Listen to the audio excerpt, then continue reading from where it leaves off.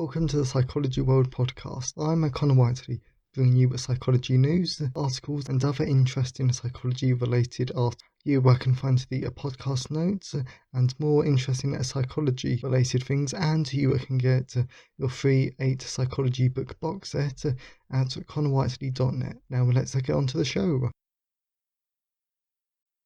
Hello everyone, and welcome to episode 40 of the Psychology World podcast with me, Connor Whiteley.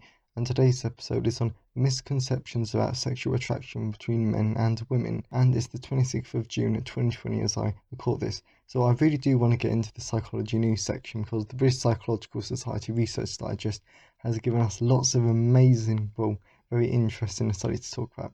So let's dive into it. So heavy coffee drinkers want coffee a lot more than they actually think. And as a coffee drinker, I'm very interested in this one. So this is what the article says, the email. If I had to choose between giving up alcohol or coffee, it would have to be alcohol. I just love coffee too much. But do I really? Or do I just want it? Which is different. Despite being the most widely used psychoactive drug in the world, there is an ongoing debate about just how addictive caffeine is. It does share some of the criteria for dependency. Regular users who skip the morning cup will often report withdrawal symptoms such as headaches.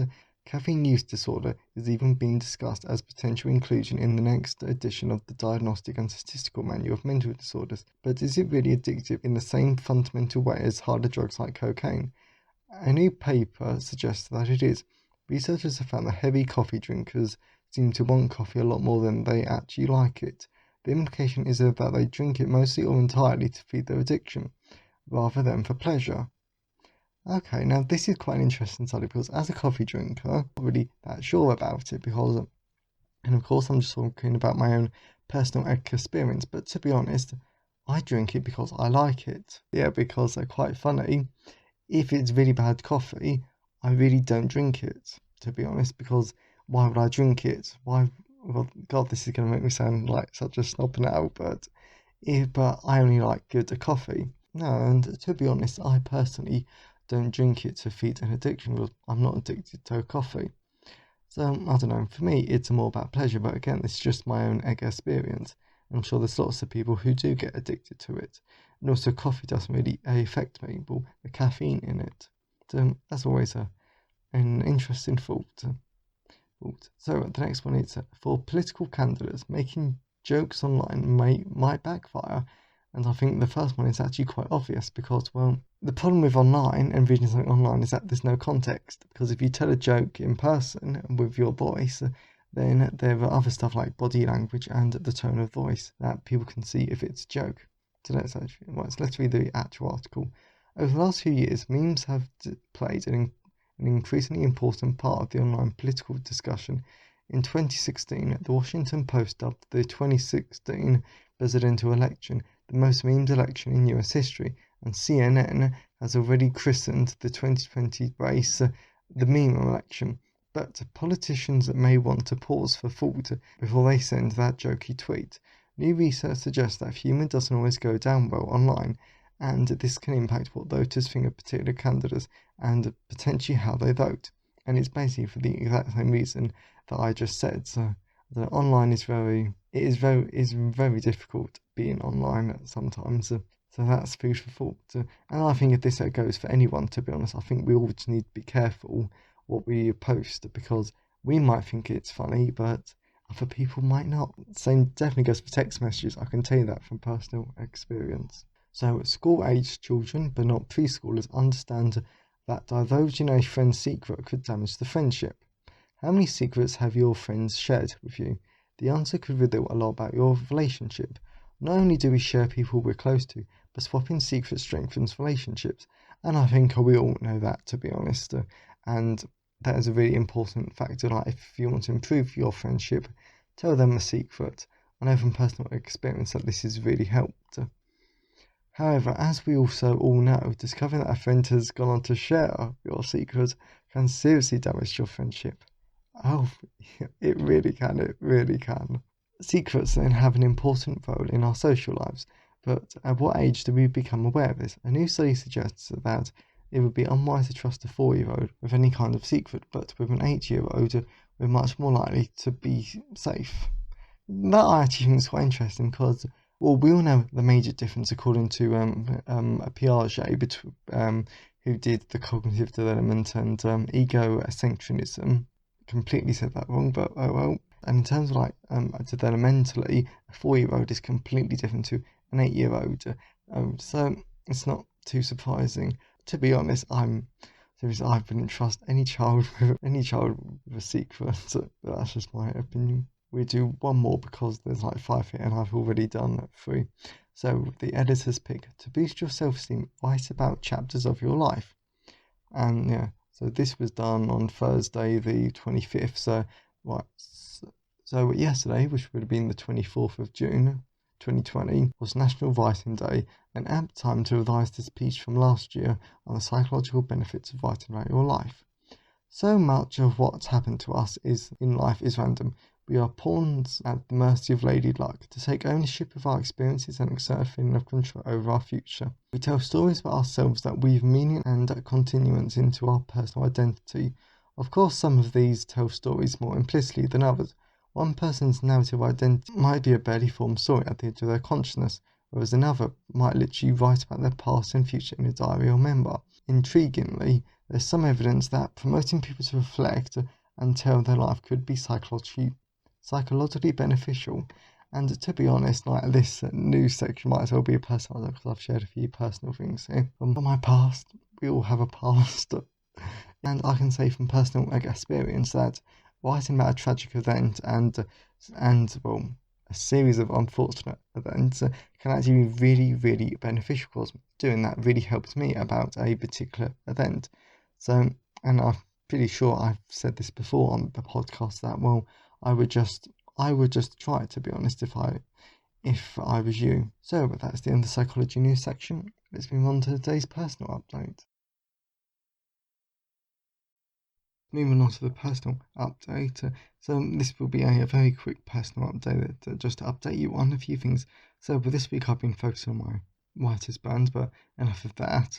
Yes, so the Abnormal Psychology book, second edition audiobook is what I actually should have said, is now being released. So if you go onto Kobo, Amazon, it will not be released on for a little while because their distribution network's awful, and Google Play and some other places that the book will be available on there in audiobook format, and I really like it, to be honest, because it's interesting, engaging, full of information that you should all find it useful, and I narrate it, so if you like the sound of my voice and if you like the podcast, then just imagine a more professional version, and that's the audiobook for you. Plus, if you've requested from your local library, then you can get it for free. And building upon what I was saying like last week about the psychology of stress video, I have now added it to the website. So if you go to connorwhiteley.net/books, and if you scroll down to the middle of the page, then you can find the amazing TED Talk that I was talking about. So this TED Talk is about how to make stress your friend, and I loved it. To be honest, it changed my life, and when you watch it, you will be amazed because it is such a good video, and it really does make you question how you and how society sees their stress. And to be honest, the studies she uses to back up her arguments are quite stunning. So I highly, highly recommend that. So go to connorwhiteley.net/books, and the video will be there on the page for you. And then the final one is that for the past 2 weeks, if you've looked at the podcast episode description on your podcast app, then you will see a link to a Patreon page. And if you want to support the show personally for just a couple of dollars a month, and there's a range of tiers, and if you want to get tons of bonuses, basically a tons of free content, then I would definitely recommend you check that out at patreon.com/ConnorWhiteley, patreon.com/ConnorWhiteley, and you'll just get tons of free content if you support the show. So I very much appreciate it. Yes, and then the Patreon support will sponsor my time, and it will work in conjunction to the book that I promote. Speaking of which, the book that I want to highlight today is What is a Psychology? And this is a free ebook that is available from all major ebook platforms such as Kobo, Google Play, Amazon, and more. Yes, so the book is What is Psychology? So this is the description. What is psychology? What areas of human behaviour does psychology cover? What approaches are there to human behaviour? If you want to find out the answer to any of these questions and more, then this is the book for you, as you will learn about what psychology is, the 5 approaches to human behaviour, and you'll have an introduction to the 9 subfields of psychology. By the end of this book, you will have a great introduction to psychology, as you'll be able to explain what psychology in those, and you'll have the knowledge of other sub-areas of psychology to look at your favourite topic in more depth. If you like this book, then you will love my other books, such as Social Cultural Psychology 2nd edition and Abnormal Psychology 2nd edition. Yes, and then this book basically provides you an introduction to everything that you want to know about psychology. So this is a free book, and it's called What is a Psychology? Available from all major ebook retailers, and of course you can always you can always get it for free at your local library. So now that we've done the personal update, let's move on to the content part of today's episode. So moving on to the content part of today's episode, we're going to be talking about the misconceptions between the genders, and I am making up this title as I go along, and then how they interpret attraction, because to put it quite bluntly and quite in a generalised way, men tend to believe that women are more into them than they actually are, but women tend to believe men are less interested in them than the men actually are.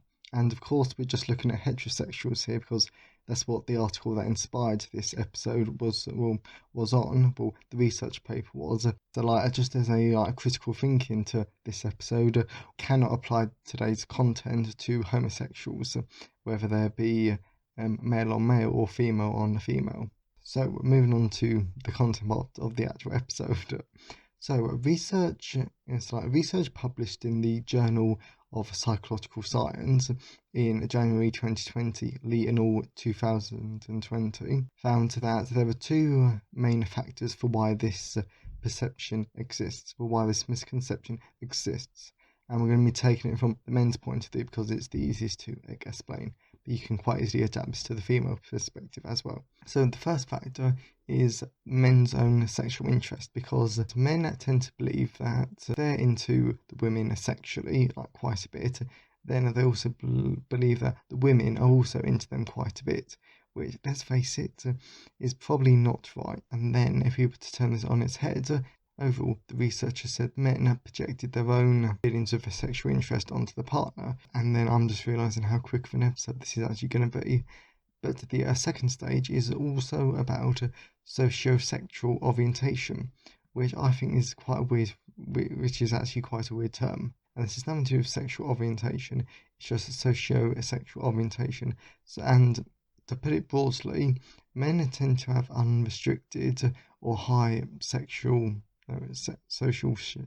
sex orientation, meaning that they're more open to having uncommitted and casual sex, with a higher perception that the women are more into them. Yes, whereas women tend to have more restricted social sexual orientation, meaning that they're less open to casual sex because that, and they want to commit more, which I think is quite well. I think you can see that quite a bit in our society, because I remember having a conversation with my sixth form or high school teacher once about it, and you can really, to put it overly simply, you can say that men prefer that when men have sex it's about biology, but for when women have sex it's about their emotions.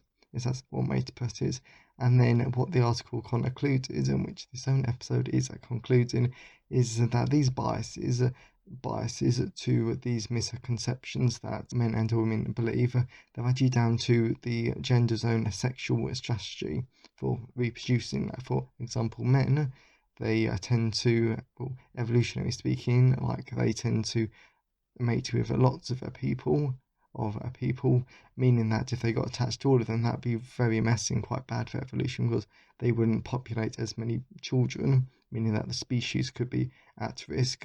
So makes it important, if you can say that men are a lot more open to casual and uncommitted sex, whereas women, because they need to look after the children, I don't know, this is a bit of a random point, then they need to be more committed to the children and the partner. So I hope you've enjoyed today's episode. Have a great day, and I'll see you next time. Thanks for listening today. I hope you enjoyed it. If you want to see the show notes, then please go to connorwhiteley.net. And if you want a free 8-book psychology box set, then please go to connorwhiteley.net. Have a great day, and I'll see you next time.